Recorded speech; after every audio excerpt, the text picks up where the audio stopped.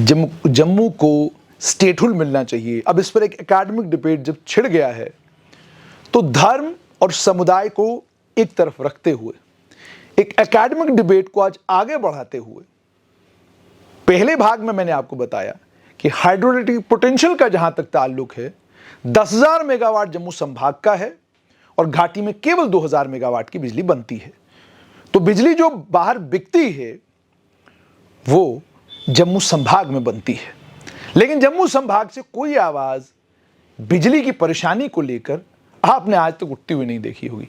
उसका कारण है कन्विंस किया गया है कि भाई आप तो बिजली बनाते ही नहीं, आपके पास तो है ही कुछ नहीं। अब एक दूसरी कहानी है टूरिज्म, पर्यटन। कहा यह जाता है कि पर्यटन का स्रोत केवल और केवल घाटी है। अगर घाटी जम्मू से अलग हो गया तो पर्यटक आएगा नहीं, और अगर घाटी अलग हो गई और ट्रेन सीधा घाटी चली गई तो फिर जो पर्यटक जम्मू में आज आकर शॉपिंग करते हैं और फिर आगे बढ़ जाते हैं वो यहां आएंगे नहीं, और इसका जबरदस्त नुकसान जो है वो जम्मू संभाग को होगा। और संभाग में नहीं, जिला, 2.5 जिले, क्योंकि यही शब्दावली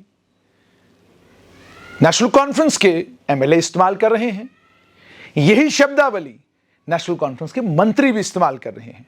वो मंत्री जिनके अपने इलाकों की 2014 तक खस्ता हाली थी, वो मंत्री जो 2014 के कालखंड में नेशनल कॉन्फ्रेंस के घोर विरोधी थे, क्योंकि उनको भी लग रहा था कि उनके संभाग में सरकार काम नहीं करी, क्योंकि सरकार उस वक्त सत्ता में नेशनल कॉन्फ्रेंस थी। अब क्या यह सत्य है कि जब टूरिज्म की बात की जाती है, जब पर्यटन की बात की जाती है, तो क्या जम्मू संभाग में कुछ भी नहीं है? आइए, ब्लैक बोर्ड क्या कहता है। जम्मू, और ये जम्मू कश्मीर का वो इकोनॉमिक सर्वे है जो इकोनॉमिक सर्वे खुद मुख्यमंत्री उमर अब्दुल्ला ने जम्मू कश्मीर की लेजिस्लेटिव असेंबली के फ्लोर पर रखा, जिसमें मुख्यमंत्री उमर अब्दुल्ला की भी तस्वीर लगी हुई है। यानी ये वो फिगर हैं जो आधिकारिक तौर पर जम्मू कश्मीर में जो नई सरकार नेशनल कॉन्फ्रेंस की बनी है उस सरकार ने दिए हैं। साल 2021 जम्मू संभाग में जो टोटल टूरिस्ट आए हैं, ये मैं नहीं, इकोनॉमिक सर्वे इनको टूरिस्ट कह रहा है, 1.7 करोड़, और 1.7 करोड़ में से 36 लोग विदेशी थे। विदेशी का मतलब बाहर के देशों से। 2022 में 1.62 करोड़ बाहर विदेश से आने वाले लोग 38। 2023 में यह फिगर पहुंची 1.80 करोड़, बाहर से आने वालों की तादाद 17,649। साल 2024 यह फिगर पहुंचा 2.01 करोड़ के करीब 2 करोड़ पर्यटक जम्मू संभाग में आया, जिसमें से 21,978 विदेश से आए हुए थे। अब बढ़िए उस तरफ कश्मीर घाटी में साल 2021 में केवल 6.66 लाख पर्यटक आए। उसका कारण बिल्कुल साफ है, घाटी बंद थी, और ये 5 अगस्त 2019 के बाद कोविड भी था, वो भी आपको याद होगा, तो उसके चलते पर्यटन लगभग ना के बराबर। साल 2022 26.73 लाख के करीब पर्यटक घाटी पहुंचा। साल 2023 ये फिगर पहुंची 31.56 लाख के करीब 32 लाख पर्यटक घाटी पहुंचा, और उसके बाद ये फिगर पहुंची 34.99 लाख, यानी 35 लाख के करीब ये पर्यटक पहुंच गए साल 2024 में। इसका मतलब साफ तौर पर ये है, गणित जो सामने है, ये गणित ये साफ तौर पर बताता है कि घाटी में जम्मू संभाग के मुकाबले में पर्यटन इस तस्वीर से आपको लगता होगा ना के बराबर है। यानी आप देखिए कहां 35 लाख और कहां 2 करोड़। यानी जब हम 35 और 2 करोड़ का कंपैरिजन करते हैं, कंपैरेटिव एनालिसिस करते हैं, लगभग 5 गुना ज्यादा पर्यटक जो है वो जम्मू संभाग में आ रहे हैं। विदेशों से आने वाले पर्यटक साल 2021 में 1,614, 2022 में लगभग 2,000 के करीब, 2023 में लगभग 38,000 के करीब, और 2024 में यह फिगर पहुंचा 44,000 के करीब। 44,000 विदेशी घाटी आए हैं साल 2024 में और जम्मू में केवल 21,798, यानी दुगना विदेशी टूरिस्ट जो है, पर्यटक जो है वो घाटी आ रहा है। अब इससे तो आपको साफ तौर पर यह लगेगा कि भाई पर्यटन के मामले में तो जम्मू संभाग कश्मीर संभाग से बहुत आगे है। कुछ हद तक ये सच है, लेकिन हकीकत कुछ और है।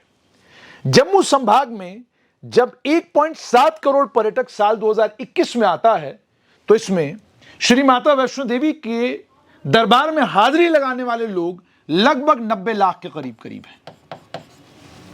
उसके बाद बाबा बर्फानी की यात्रा के लिए जो लोग आते हैं वो भी इसमें इंक्लूडेड हैं। शिवखोड़ी में जो लोग आते हैं वो भी इसमें इंक्लूडेड हैं। अन्य कई और धार्मिक स्थल जो जम्मू संभाग में हैं, वहां पर जो हाजिरी लगाने के लिए आते हैं वो सभी लोग इसमें इंक्लूडेड हैं। उसके बाद साल 2022 1.62 करोड़, मतलब साफ तौर पर ये यात्रा में उछाल आया तो 1.62 करोड़ नंबर पहुंचा। 1.80 करोड़ 2023 में यात्रा और बढ़ी तो 1.80 करोड़। और अगर मैं बात करूं साल 2024 की, जो आंकड़े मेरे पास है वो आंकड़े ये बताते हैं कि माता वैष्णो देवी के भक्तों की तादाद साल 2024 में लगभग 1 करोड़ के करीब थी। 1 करोड़, और ये शायद 1 करोड़ 10 लाख, 1 करोड़ 20 लाख के करीब लोग हैं जो माता वैष्णो देवी के भक्त हैं और माता वैष्णो देवी के दरबार में हाजिरी देने के लिए ये लोग पहुंच गए। और लगभग 5.12 लाख लोग इसमें वो हैं जो बाबा बर्फानी के दर्शन करने के लिए अमरनाथ यात्रा के लिए जम्मू पहुंचे। इसका मतलब साफ तौर पर यह है कि जब हम जम्मू की बात करते हैं तो जम्मू में जिसको हम पर्यटन कहते हैं वो असल में पूरे देश विदेश से आने वाले श्रद्धालु हैं जो या तो यहां अमरनाथ यात्रा के लिए आते हैं, या श्री माता वैष्णो देवी के दरबार में हाजिरी लगाने के लिए आते हैं, या शिवखोड़ी के लिए आते हैं, या किसी अन्य धार्मिक स्थान पर हाजिरी लगाने के लिए आते हैं। अब जब आप जो इकोनॉमिस्ट हैं बड़े उनसे पूछते हैं ये क्या है, तो वो कहते हैं कि ये जो आपके पास लोग आ रहे हैं ये केवल और केवल धार्मिक कारणों से यहां आ रहे हैं। अब आइए घाटी, 6.66 लाख लोग भी अगर यहां पर हैं तो ये 6.66 लाख टूरिस्ट हैं। ये केवल घाटी की सुंदरता को एंजॉय करने के लिए आ रहा है, घाटी के पर्यटन स्थलों को देखने के लिए आ रहा है, घाटी के पर्यटन स्थलों पर रुकने के लिए आ रहा है। और अगर हम बढ़ोतरी की बात करें तो लगभग विदेशी यात्रियों में 300% की बढ़ोतरी जो है वो घाटी में देखी गई है साल 2021 से लेकर 2024 तक। 300% बढ़ोतरी। और उसके बाद 6 लाख से 34 लाख ये जो फिगर पहुंचा है, इसका मतलब साफ तौर पर यह है लगभग 6 गुना ज्यादा टूरिस्ट घाटी में 4 सालों में आया है, 6 टाइम्स मोर। और ये सभी लोग पैसा खर्चने के लिए आ रहे हैं, ये सभी लोग गंडोले के लिए आ रहे हैं, ये सभी लोग बर्फ का नजारा लेने के लिए आ रहे हैं, ये सभी लोग पहलगाम में रुकने के लिए आ रहे थे, ये सभी लोग गुलमर्ग में रुकने के लिए आ रहे थे। यानी पर्यटन स्थलों पर रिलैक्स करने के लिए, एंजॉय करने के लिए, जिंदगी के हसीन पल बिताने के लिए, पहाड़ी के ऊपर चढ़ के रील बनाने के लिए ये लोग घाटी आए। अब इस तरफ आइए, जब जम्मू संभाग की हम बात करते हैं तो इस संभाग में मैंने आपको बताया कि पर्यटन जिसको आप कहते हैं वो पर्यटन नहीं है, वो असल में यात्राएं हैं। घर से आप निकलते हैं, आपका मन है कि वैष्णो देवी पहुंचना है, तो श्री माता वैष्णो देवी के दर्शन करने के लिए आप आए, बाबा बर्फानी के लिए आ गए शिवखोड़ी के दर्शन करने के लिए, आ गए बूढ़ा अमरनाथ के दर्शन करने के लिए। अन्य कई और ऐसे धार्मिक स्थान हैं जिनका बड़ा महत्व है हिंदू समाज में, तो उन सभी धार्मिक स्थानों के लिए आप यहां आते हैं। तो ये मैंने आपके सामने खाका खींचा जम्मू और कश्मीर का। अब इसकी दूसरी तस्वीर है।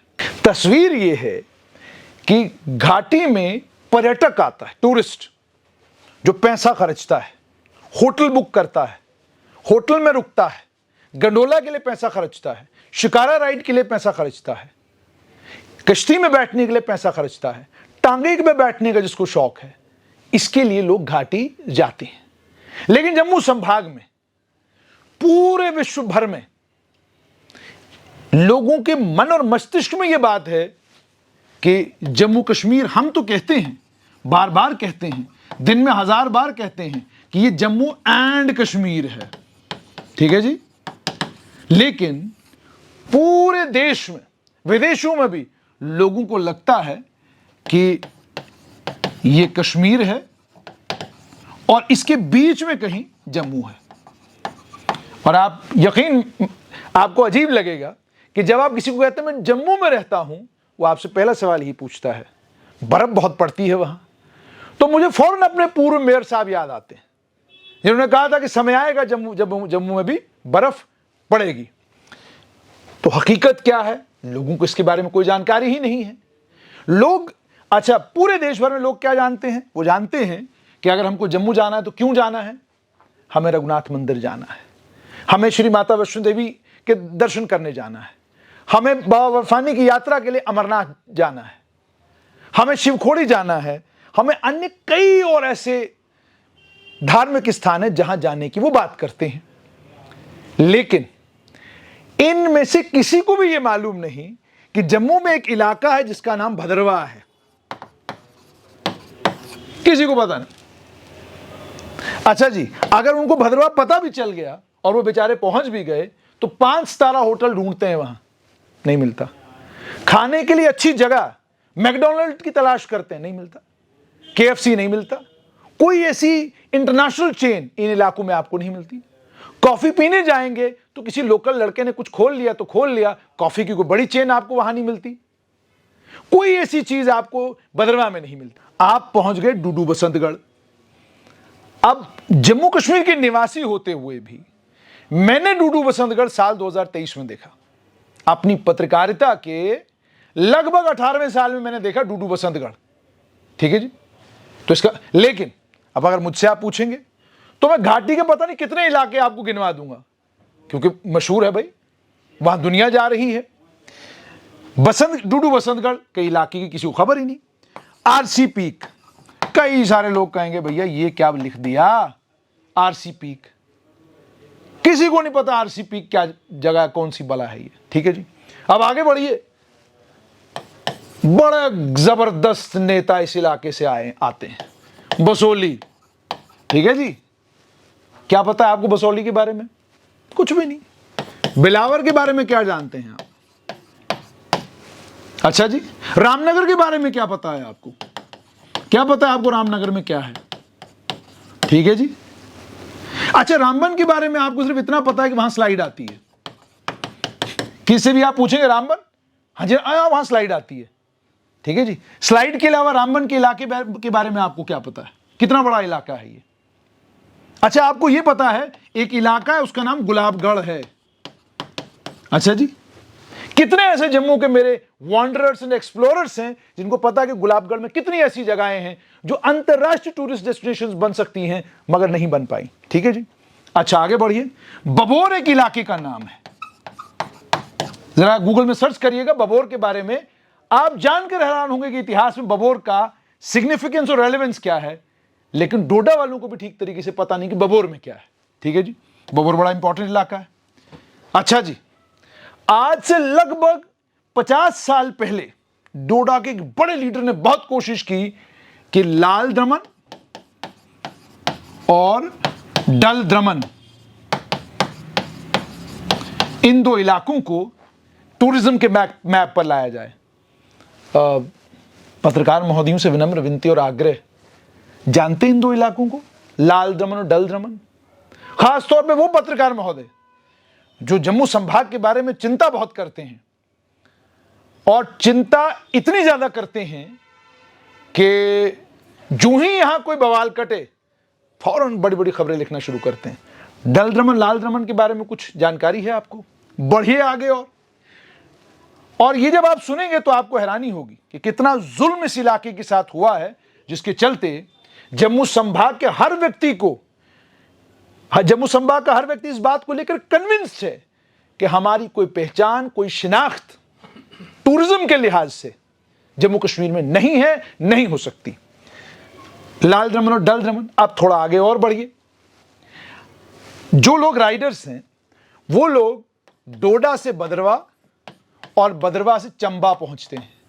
ये डोडा बदरवा चंबा एक्सेस, अगर इस एक्सेस पर मेहनत की होती सरकारों ने तो आज ये टूरिज्म का सबसे बड़ा स्रोत होता उस गरीब इलाके के लोगों के लिए जिस गरीब इलाके के लोगों के पास साल 2025 में भी यूनिवर्सिटी नहीं है, कैंपस है, यूनिवर्सिटी नहीं है। डोडा, भद्रवाह, चंबा, ठीक है जी। अच्छा आगे बढ़िए। यहां कई जगहें भद्रवाह में ऐसी हैं जिन जगहों पर आप गंडोला लगाकर जबरदस्त टूरिज्म को अट्रैक्ट कर सकते हैं, लेकिन काम नहीं हुआ। काम इसलिए नहीं हुआ क्योंकि सड़क नहीं बनी। सड़क क्यों नहीं बनी? तो जाहिर सी बात है, जो सरकारें उस समय की थी उनको पूछना पड़ेगा। बढ़िए आगे। जम्मू में कुछ नहीं है, जम्मू में क्या है? तो जम्मू में कुछ नहीं है तो कुछ नहीं है। इसी कुछ नहीं है में शायद कई लोग नहीं जानते होंगे, जम्मू में टेम्परेचर 48 डिग्री, हाँ जी, कमाल गर्मी, एसी के बगैर चारा नहीं। और भिखारियों की तरह बिजली डिपार्टमेंट से स्मार्ट मीटर लगाने के बावजूद बिजली मांगनी पड़ती है, पैसे भरने के बावजूद। 48 डिग्री टेम्परेचर, अब करें क्या? बिजली विभाग बिजली नहीं देगा क्योंकि हम जम्मू हैं, देना जरूरी भी नहीं है। तो जब बिजली विभाग बिजली नहीं देता तो क्या करें? चले पंचैरी। कहां चले? हम सीधा चले जाते हैं पंचैरी। 48 डिग्री टेम्परेचर जम्मू में, और पंचैरी आप जाएंगे शाम को आपको रात को कंबल लेकर सोने की जरूरत पड़ेगी। पंचैरी का इतना खूबसूरत और अच्छा इलाका है ये। सियोजधार का नाम सुना है कभी आपने? कभी सुना है मोंगरी का नाम? कभी सुना है गौरी मिट्टी का नाम? कभी सुना है लद्देदी धार? नहीं सुना होगा। ये जगहें आपने इसलिए नहीं सुनी क्योंकि अगर जम्मू संभाग को प्रायोरिटाइज किया गया होता, यहां के टूरिज्म को भी टूरिज्म समझा गया होता, यहां पर भी फोकस्ड अटेंशन दी गई होती, तो शायद आज ये इलाके इंटरनेशनल टूरिज्म डेस्टिनेशन होते। जैसे आप लद्दाख जाते हैं ना, बड़े शौक से लद्दाख जाते हैं, सड़कें क्या कमाल की बन गई हैं। कुछ लोगों ने पिछले दिनों कहा लद्दाख जब से यूटी बना है रो रहा है। मतलब इतने कमाल की सड़कें बनने के बाद अगर रो रहा है तो फिर समझ से परे है कि क्यों रो रहा है। अब ये मैंने आपको बता दिया कि जम्मू में क्या है। अब आगे बढ़ते हैं थोड़ा, और ये वो जगहें हैं जिनको एक्सप्लोर करने का काम, जिनको टूरिज्म के मैप पर तब लाया जा सकता है जब इन जगहों पर वो इंफ्रास्ट्रक्चर हो जिस इंफ्रास्ट्रक्चर की इन जगहों को जरूरत है। अब आगे बढ़ते हैं। अब जब यहां से अब आगे बढ़ते हैं तो आपको एक मजेदार जगह में ले जाऊंगा। बहुत सारे लोग उस जगह पर पहुंचे और बड़े परेशान भी हुए। अब आइए, एक जगह है उसका नाम है मुगल रोड, ठीक है जी, मुगल रोड। ये वो सड़क है जिस सड़क के ऊपर कई ऐसी जगहें हैं जहां पर आप अगर कैंपिंग की व्यवस्था कर पाए, जहां पर अगर आप वो व्यवस्थाएं कर पाए जो अंतर्राष्ट्रीय दुनिया में इन टूरिस्ट जगहों पर की जाती हैं, तो यकीन मानिएगा मुगल रोड पुंछ और राजौरी के इलाके को टूरिज्म का सबसे बड़ा हब बना देगा मुगल रोड। लेकिन इस मुगल रोड के साथ जो अलग अलग सरकारों ने अपने अपने समय में किया, ऐसा जुल्म और ऐसी ज्यादती उन लोकतांत्रिक सरकारों ने किया जिन लोकतांत्रिक सरकारों के सर्वे सर्वा 3 क्वालिटीज उनके अंदर कूट कूट कर भरी हुई थी। एक वो सेकुलर थे, दूसरे वो सोशलिस्ट थे, तीसरे सबसे कमाल की बात उनमें थी, वो रीजनलिज्म से बहुत ऊपर थे। रीजनलिज्म का मतलब ये हो गया संभाग, यानी आपको अपने संभाग से प्यार है। जिन लोगों ने 5 अगस्त 2019 से पहले जम्मू कश्मीर की रहनुमाई की है, लीडर रहे हैं, मुख्यमंत्री, प्रधानमंत्री रहे हैं, उन्हें कभी भी अपने संभाग से प्यार नहीं था। उन्हें अगर प्यार था तो जम्मू संभाग से था। और प्रेम इतना ज्यादा जम्मू संभाग से था कि भद्रवाह में एक भी hotel 5 star, 2 star, 3 star, 4 star खुलने नहीं दिया गया। एक फिल्म बन गई नूरी। नूरी के बनने के बाद किसी फिल्म इंडस्ट्री के बड़े से बड़े आदमी को नहीं पता चला कि भद्रवाह भी कोई जगह है। और जो भद्रवाह के महानुभाव हैं, मेरी उनसे विनम्र विनती और आग्रह है कि आप जानते हैं आपका इतिहास कितना कमाल का है। और यह भी देखिए विडंबना, किश्तवाड़ का जिक्र आपको इतिहास में मिलेगा, भद्रवाह का जिक्र आपको इतिहास में मिलेगा, रामबन में बौद्धों की एक बड़ी ऐतिहासिक थार है। रामबन में बौद्ध समाज से, बुद्धिस्ट समाज से ताल्लुक रखने वाले लोगों की एक बड़ी इंपॉर्टेंट जगह है। लेकिन इन तीनों जगहों, ये तीनों जगहें एक जिले का हिस्सा थी, डोडा। किश्तवाड़ जिसका नाम इतिहास में था, उसे जिला गुलाम नबी आजाद ने बनाया। रामबन जहां बौद्धों की बड़ी इंपॉर्टेंट डेस्टिनेशन है, उसे जिला गुलाम नबी आजाद ने बनाया। और एक और चीज सुनिएगा, रामबन में एक जगह है जिसे हम तत्ता पानी कहते हैं। वहां पर एक झील है। यह माना जाता है, लोग मानते हैं, अगर आपके, और I am not, because this is not science, so I am not approving it, I am not confirming it, मैं सिर्फ कह रहा हूं यह लोगों का विश्वास है। लोगों का विश्वास यह है कि अगर आपके जोड़ों में दर्द है, आपके कमर में दर्द है, लोग ये मानते हैं कि अगर आप उस गर्म पानी में जाकर डुबकी लगाते हैं या वहां नहाते हैं तो आपके जोड़ों का दर्द ठीक होता है। यह बिलीफ है। अब आप मजेदार चीज देखिए, यह तत्ता पानी किसी को पता नहीं, और यह है ही नहीं जी टूरिज्म की जगह। और हमें कहा जाता है कि आप पिरोक्कल आदमी हैं, आप अंतर्राष्ट्रीय आदमी नहीं हैं। मां जी क्यों? कहते अंतर्राष्ट्रीय आदमी वही है जो घाटी के बारे में बात करे और बताए हमें कि घाटी में क्या कुछ किया जा सकता है। भाई हमें क्या बताने की जरूरत है? जिस घाटी को लेकर 66 फार्मूले हैं, 66 फार्मूलाज, 66 फार्मूलाज हैं घाटी के मसले को हल कैसे किया जा सकता है। और जहां पर इंटेलेक्चुअलों की कोई कमी नहीं, ऐसे पत्थर मारेंगे इंटेलेक्चुअल निकल आता है। और जिस घाटी के ऊपर लेख लिखने वालों की तादाद लगभग 50 से 60 हजार होगी। हर दूसरा आदमी जो अंतर्राष्ट्रीय लेवल पर किसी जगह जाके बड़े बड़े लेक्चर देता है, वो घाटी का उसने कुछ ना कुछ बेचा होता है, इसीलिए वो वहां लेक्चर देने जाता है। ठीक है जी।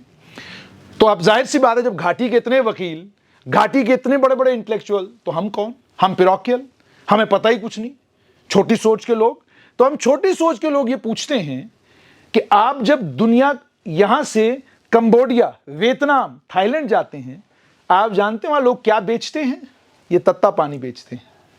यानी ऐसी जगहों पर आपको ले जाते हैं जहां पर वो आपको कहते हैं कि यहां पर एक फुआरा है या यहां पर एक झील है, जिस झील में गर्म पानी है। हाँ जी, झील में गर्म पानी है, आइए आपको ले चलते हैं। लेकिन ये मेरा जो इलाका है रामबन के ऊपर, ये इलाका अभी तक टूरिज्म के मैप पर नहीं, इस इलाके के बारे में किसी को जानकारी नहीं। तो ये आपको मैंने, अब आप आइए मुगल रोड पर। मुगल रोड की आज हालत क्या है? क्या मुगल रोड पर कोई ऐसी जगह है जहां पर आप शाम बिता सके? मुगल रोड पर कोई ऐसी जगह है जहां पर आप पैराग्लाइडिंग कर सकें? मुगल रोड पर कोई ऐसी जगह है जहां पर कोई गंडोला लगने की संभावना है? यानी अगर मुगल रोड के टूरिज्म पोटेंशियल को एक्सप्लॉइट किया गया होता प्रॉपर्ली, तो आज पुंछ और राजौरी के लोग अपना वीकेंड मनाने मुगल रोड पर जाते। लेकिन क्यों नहीं किया गया? सवाल तो पूछना बनता है ना। तो जो लोग, जिनको 2.5 जिलों की चिंता है, वो कम से कम अपने इलाकों पे तो नजर दौड़ाएं कि आपके इलाकों में क्या है। अब आइए आगे आप और बढ़ाते हैं। कई दुनिया की जगहें ऐसी हैं जहां जब आप जाते हैं तो आपको यह बताया जाता है कि जनाब यहां और कोई चीज नहीं मिलती, यहां का खाना बड़ा कमाल है। ठीक है जी, कई जगहों पर। अब बताइए, साग टोडा, ये आपको जब आप राजौरी की तरफ निकलते हैं, रास्ते में एक जगह मिलती है जहां साग टोडा बहुत बढ़िया आपको मिलता है खाने के लिए। क्या लोगों को ये अट्रैक्ट नहीं करेगा? अच्छा चलिए, लोग बड़े शौकीन हैं, मन करता है एलओसी देखने का। आपने ये एलओसी अगर आज टूरिज्म का स्रोत नहीं है तो कारण क्या है? आतंकवाद। कारण क्या है? अलगाववाद। और ये आया कहां से? एक्सपोर्ट कहां से इस तरफ हुआ? तो मतलब साफ तौर पर ये है, ये तो मैंने कुछ ही इलाके आपको गिनवाए। अभी अगर मैं कठुआ के थोड़ा सा आगे निकल जाऊं और मैं बन्नी बसोली के थोड़ा सा ऊपर चला जाऊं, तो कई ऐसे इलाके हैं जिन्हें अनएक्सप्लोर्ड जेम्स कहा जाता है। तो जो सरकार अभी बनी है, अगर वो ये कहती है कि हमारे पास ताकतें नहीं हैं, उस सरकार से विनम्र विनती और आग्रह कि ऑलरेडी जम्मू में लगभग 2 करोड़ लोग हर साल आते हैं जो केवल और केवल धार्मिक कारणों से आते हैं। अगर ये सारे टूरिज्म के स्रोत डेवलप किए होते, आपने संभाग को अपना समझा होता, आपने समझा होता कि इस संभाग को भी उसी प्रायोरिटी की जरूरत है जो प्रायोरिटी आप कश्मीर को अकॉर्ड करते हैं, तो आज जम्मू कश्मीर में चारों तरफ तरक्की भी होती और कोई ग्रीवेंस भी नहीं होता, कोई आपसे नाराज भी नहीं होता, कोई आपसे दुखी भी नहीं होता। लेकिन आपने प्रायोरिटाइज दो ही चीजें की हैं, उन्हीं को आप आज भी प्रायोरिटाइज कर रहे हैं। एक कि हमें सेंटिमेंट को एड्रेस करना है और हमको एक लॉबी को खुश रखना है, बस एक सेंटिमेंट को एड्रेस करना है, एक लॉबी को खुश रखना है, बस। उसके अलावा हमें जम्मू संभाग में कुछ करने की जरूरत नहीं है। समय परिवर्तित हो चुका है, तब्दीली आ चुकी है। ये जितने स्रोत मैंने आपको बताए, अगर इन पर आज काम नहीं हो रहा है, उसका कारण है टेररिज्म, उसका कारण है सेपरेटिस्ट माइंडसेट। अलगाववाद और आतंकवाद की आग घाटी में लगी हुई है, लेकिन उसके चलते जम्मू संभाग में कोई जम्मू संभाग में उप मुख्यमंत्री आपको किसी को बनाए, मंत्री किसी को बनाए, उसकी प्रायोरिटी कश्मीर है, उसके पास चारा कोई नहीं है, क्योंकि वहां आतंकवाद अलगाववाद है। उसको एड्रेस करने के लिए आपका फोकस्ड अटेंशन उसी इलाके पे रहता है। अगर उस इलाके में गवर्नेंस का मॉडल अलग हो जाए तो जाहिर सी बात है, जम्मू के मंत्री को क्या करना है? डोडा डेवलप करना है, रामबन, किश्तवाड़, रियासी, सांभा, कठुआ, पुंछ, राजौरी, यही काम तो करना, और क्या काम करना है? यहां कौन सा आतंकवाद और अलगाववाद से आपको लड़ाई लड़नी है?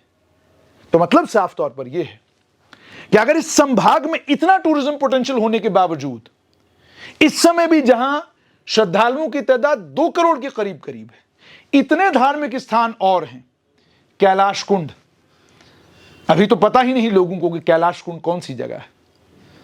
अभी तो किश्तवाड़ में हिंदुओं का एक बहुत बड़ा धार्मिक स्थल है, वहां जब बिल्कुल वहां तक सड़क बन जाएगी, बिल्कुल उस स्थान तक सड़क बन जाएगी, अब सोचिए कितनी बड़ी तादाद में श्रद्धालु वहां आएंगे। आने वाला दुकान पे रुकता है, आने वाला होटल में रुकता है कि नहीं रुकता है? 4 पैसे खर्च दे के जाता है, आपका कुछ लेके नहीं जाता। तो मतलब साफ तौर पर यह कि अगर जम्मू संभाग के नेता, जम्मू संभाग की जिम्मेदारी जिनके कांधों पर है, अगर केवल और केवल उनको अपने संभाग की चिंता हो और फिक्र इस बात की हो कि अगर हम काम नहीं करेंगे हमारा संभाग हमको छोड़ेगा नहीं, तो इस समय जम्मू की कायाकल्प हो गई होती। मगर चूंकि घाटी में आतंकवाद, अलगाववाद और कई परेशानियां हैं, उनको एड्रेस करना बड़ा जरूरी है। आप उनको एड्रेस किए बगैर रह भी नहीं सकते, तो इसलिए प्रायोरिटाइज हो जाता है कश्मीर। गलत भी नहीं होना भी चाहिए, लेकिन इस प्रायोरिटाइज होने के चक्कर में नुकसान होता है पूरे जम्मू संभाग का, क्योंकि फोकस्ड अटेंशन आपका घाटी के ऊपर रहता है। मुख्यमंत्री उमर अब्दुल्ला भी अगर चाहे कि मैं जम्मू में कमाल करना चाहता हूं, नहीं कर पाएंगे, मजबूरी है उनकी। वो जानते हैं घाटी के अंदर जो अलगाववाद और आतंकवाद रहा है, उसके चलते जो एक कॉन्स्टिट्यूएंसी वहां पर अभी भी है, जब तक उस कॉन्स्टिट्यूएंसी को मुकम्मल तौर पर घाटी से बाहर नहीं धकेल दिया जाता, तब तक जम्मू संभाग को झेलना है और झेलना है। और यह भी समझ लीजिएगा, यह एकेडमिक डिबेट मैंने इसलिए इनिशिएट किया ताकि आपको यह बात समझ में आ जाए कि जम्मू संभाग की जो ग्रीवेंसेस हैं वो सिर्फ जम्मू जिले की या एक धर्म या एक समुदाय की नहीं। जनाब, कैलाश कुंड की अगर कल यात्रा बढ़ती है तो उसका फायदा बद्रवाह में हर धर्म, हर समुदाय के व्यक्ति को होगा। कई और धार्मिक स्थल ऐसे हैं, अगर वहां पर्यटन का कोई बंदोबस्त होता है तो उसका फायदा उस पूरे इलाके के लोगों को होगा। तो इसलिए सोच और समझ बदलने की जरूरत है।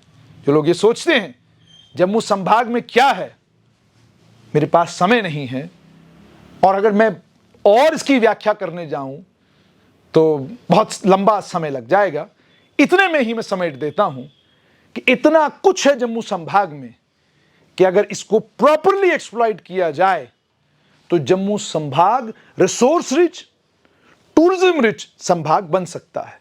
मगर मानना पड़ेगा कि घाटी की आतंकवाद, अलगाववाद और घाटी की परेशानियों के चलते ये संभाग जो झेल चुका है, जो झेल रहा है, वो झेलना इस संभाग को नहीं पड़ता अगर सोचने वालों में सही समय पर सोचा होता। और मेरी आपसे इस सारे के बाद सिर्फ एक ही छोटी सी आपसे विनती है, गुजारिश है कि जब आप जम्मू रीजन की बात करें, इसको धर्म के सांचे में डाल कर ना देखें। इसलिए डाल कर ना देखें कि जब डोडा में आतंकवाद की आग लगी तो अब्दुल नजीर के साथ बलदेव सिंह दोनों जम्मू भाग कर आए। राजौरी पुंछ में परेशानी हुई तो आप जम्मू आ गए, रियासी में परेशानी हुई आप जम्मू आ गए। केवल इतना ही नहीं, श्रीनगर में परेशानी हुई तो आपने रूपनगर में मकान बना लिया, अनंतनाग में परेशानी हुई तो आपने जम्मू में मकान बना लिया, बारामुल्ला में परेशानी हुई आपने जम्मू में मकान बना लिया।